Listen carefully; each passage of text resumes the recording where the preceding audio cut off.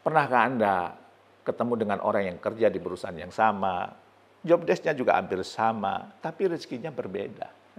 Kehidupannya berbeda, kehidupan rumah tangganya berbeda. Apa sih yang membuat rezeki itu datang kepada orang itu secara silih berganti tiada henti? Sementara ada orang yang rezekinya seret susah luar biasa. Kalau Anda ingin tahu bagaimana Anda dikejar-kejar rezeki, bagaimana rezeki datang mengalir kepada Anda tiada henti, ikuti video ini hingga tuntas. Tonton sampai tuntas. Dan jangan lupa bagikan juga kepada teman-teman Anda. Maaf, yang belum subscribe, jangan lupa subscribe juga ya.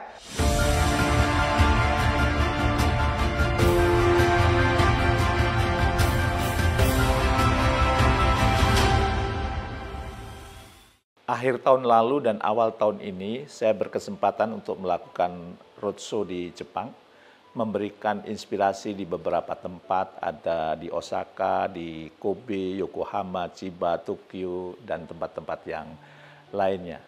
Nah, dalam kesempatan saya memberikan inspirasi itu, ada salah satu peserta yang bertanya kepada saya, ya, Pak, bagaimana agar kita ini dikejar-kejar rezeki? Agar rezeki kita itu luas, agar rezeki kita itu berlimpah. Saya heran loh Pak, kami sama-sama kerja di Jepang Pak, tapi ada yang kemudian uang kita habis untuk kebutuhan sehari-hari, bahkan kadang kita tidak bisa membeli barang-barang yang kita sukai ya. Tapi ada yang sampai bisa beli rumah di sini, di Jepang loh ya, punya mobil Alphard gitu ya. Sementara di sisi lain ada orang yang pas-pasan terus sehingga kontrak kerjanya ingin diperpanjang terus ya karena dia ingin kerja terus di Jepang. Kira-kira apa ya? Kalau berkaitan rezeki ini saya tidak mau main-main ya, walaupun secara mendasar saya pernah dapat ilmu dari guru saya tuh ya. Guru saya bertanya kepada saya, Mas Jamil, binatang apa yang paling disukai? Saya bilang, saya suka kupu-kupu. Nah, kemudian guru saya mengatakan, kau suka kupu-kupu, maka jangan kau kejar kupu-kupu itu. Sebab kalau kupu-kupu itu kau kejar, boleh jadi dia terbang, belum tentu ketangkap, dan kalau ketangkap, boleh jadi sayapnya rusak. Terus gimana dong kalau saya suka kupu-kupu? Dan guru saya menjawab, yang sampai sekarang saya yakini, dan itu benar. Yaitu apa? Guru saya mengatakan, ciptakan taman bunga, maka kupu-kupu itu akan datang. Dan taman bunga itu adalah keahlianmu, ya, expertise yang kamu kuasai. Maka kalau kamu ahli di bidang yang kamu tekuni, expert di bidang yang kamu tekuni, kamu akan dikejar-kejar rezeki. Ya, nah, tapi supaya lebih powerful lagi, bagaimana supaya rezeki itu datang kepada kita? Tentu kita harus mencari tahu, ya, dari siapa? Dari yang punya rezeki. Dari yang membagikan rezeki, yaitu Allah Subhanahu wa Ta'ala. Dan ternyata hal ini banyak dijelaskan di dalam Al-Quran, di dalam hadis. Bagaimana sih supaya kita itu dikejar-kejar rezeki? Bagaimana sih supaya kemudian rezeki itu datang kepada kita, gitu? Rezekinya diantar kepada kita, ya. Nah, banyak hal, ya. Salah satunya yaitu apa? Kalau kita berbuat baik. Ternyata berbuat baik itu bisa mengundang rezeki datang kepada kita. Membuat rezeki mengejar-ngejar kita. Sebagaimana dijelaskan oleh Allah dalam surat Al-Hajj 50. Allah berfirman yang terjemahnya kurang lebih mengatakan, maka orang-orang yang beriman dan mengerjakan kebaikan, ya, mereka memperoleh ampunan dan rezeki yang mulia. Jadi kalau kita beriman kepada Allah plus melakukan amal soleh, plus melakukan kebaikan-kebaikan, maka dapat dua tuh. Satu itu ampunan dari Allah. Yang kedua, dapat rezeki yang mulia. Silahkan nanti diperdalam di Al-Hajj 50 ya. Atau mungkin Anda perlu tanya kepada Ustadz atau guru Anda ya.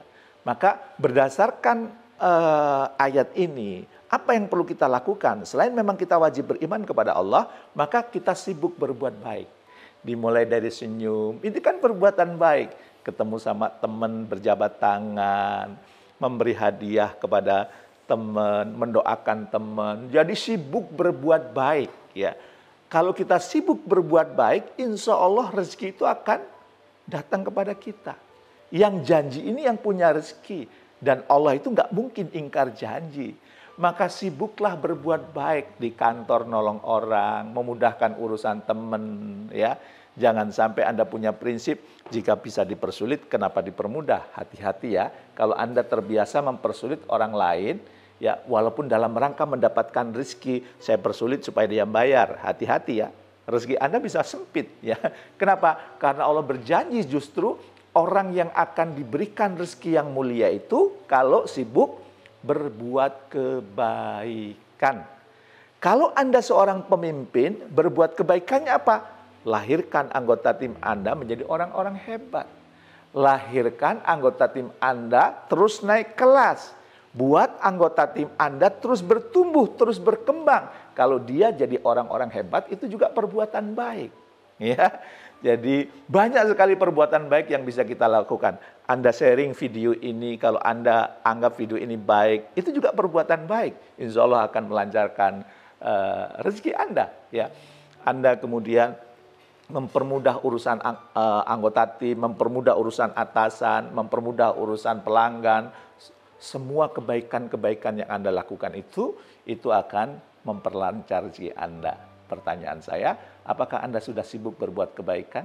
Dimulai dari yang sederhana, senyum, mendoakan orang lain, mempermudah urusan orang lain. Ya. Dan kalau Anda sebagai seorang pemimpin, apakah Anda sibuk berbuat kebaikan untuk anggota tim Anda?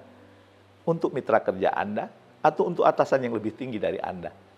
Kalau itu rajin Anda lakukan, percayalah rezeki itu akan mendatangi Anda. Bukankah kalau kita tahu orang itu berbuat baik, orang itu banyak melakukan kebaikan, kita pun akan merekomendasikan agar orang bekerja sama dengan dia, kita pun akan merekomendasikan agar orang itu karirnya naik. Maka sibuk-sibuklah berbuat kebaikan. Yang kedua, itu kalau kita terbiasa mohon ampun atau minta maaf. Kalau kepada Allah salah kita mohon ampun, kalau sesama manusia kita mohon maaf. Jadi permohonan maaf itu ternyata akan memperlancar rezeki. Hal ini dijelaskan di dalam surat Nuh ayat 10-12 ya, yang mengatakan bahwa mohon ampunan kepada Tuhanmu, sungguh Dia Maha Pengampun.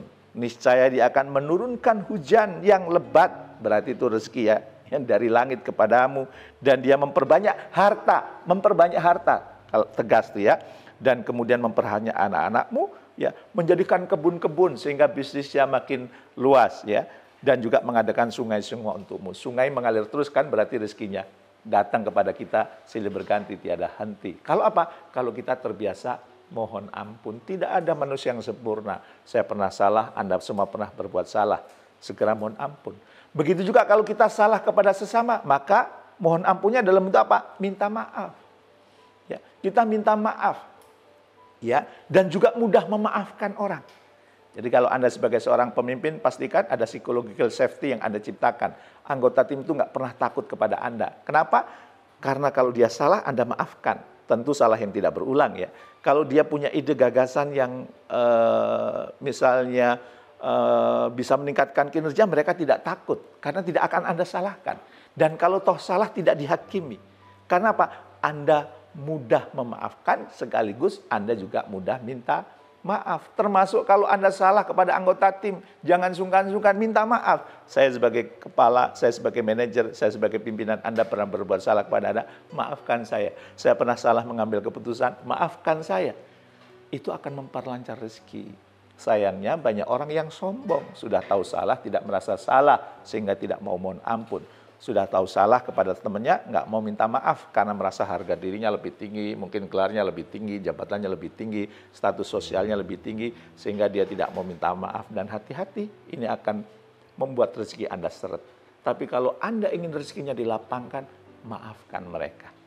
Maafkan anggota tim Anda, maafkan pasangan hidup Anda, maafkan putra-putri Anda, maafkan sahabat Anda yang juga mungkin menyakiti Anda. Insya Allah akan memperlancar rezeki. Ya, kan kita enak ya. Termasuk saya ini, saya waktu bisnis saya bangkrut dulu, saya minta maaf kepada mitra-mitra kerja saya. Maaf ya, saya belum bisa bayar utangnya, tapi insya Allah akan saya bayar. Yuk kita schedule gitu. Saya minta maaf, tidak bisa membayar hutang tepat waktu. Sehingga apa yang terjadi? Kalau sekarang saya minta bantuan modal, saya minta bantuan dukungan modal, mereka cepat membantu. Ya, Kenapa? Karena saya minta maaf ketika saya berjanji, tapi tidak bisa menepati. Coba bayangkan kalau Anda kemudian salah sama orang, nggak mau minta maaf, bahkan lari, makan menghindar. Kalau suatu saat minta bantuan lagi, dikasih nggak kira-kira? Enggak. Maka biasakan mohon ampun sekaligus minta maaf. Dan yang ketiga, apa? Rajin membangun silaturahmi. Ya, Rasulullah pernah bersabda kan, kalau ingin dipanjangkan umurnya dan dimurahkan rezekinya, maka banyak-banyaklah bersilaturahmi, membangun hubungan, membangun koneksi. Dan kita tahu kan, orang-orang yang rezekinya luas itu karena koneksinya luas, relasinya luas gitu. Maka jangan kemudian mager, malas gerak. Anda perlu rajin bersilaturahmi, membangun hubungan, meningkatkan koneksi, dan memang secara alamiah kita lihat ya, orang-orang yang rajin membuat koneksi, orang-orang yang rajin silaturahmi, orang-orang yang temannya banyak, maka rezekinya juga akan semakin banyak.